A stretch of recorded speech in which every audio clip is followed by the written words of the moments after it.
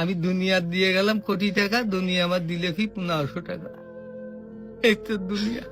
আমার টাকা পয়সা আছে, ধন দৌলত আছে, আমি চলতে পারতেছি, কোনো কিছু অভাব নেই, তারপরও সুখ আসে না কেন? মনের সুখ নাই, মনের সুখ নাই। টাকার সুখ আছে, মনের সুখ নাই। কোটি টাকার মালিক দেখো অভাব হয় না দূর, গরিব ঘুমায় আরাম করে মনটা বাহাদুর। রাউনির লাশটা দেখো মেসুদ জাদু ঘরে, খায় না মাছি পোকা মাকড় সবাই ঘৃণা করে। হ্যাঁ, ভোগ বিলাসের বাড়ি গাড়ি পড়ে যাবে সব, থাকতে সময় স্মরণ করো আল্লাহ আমার রব।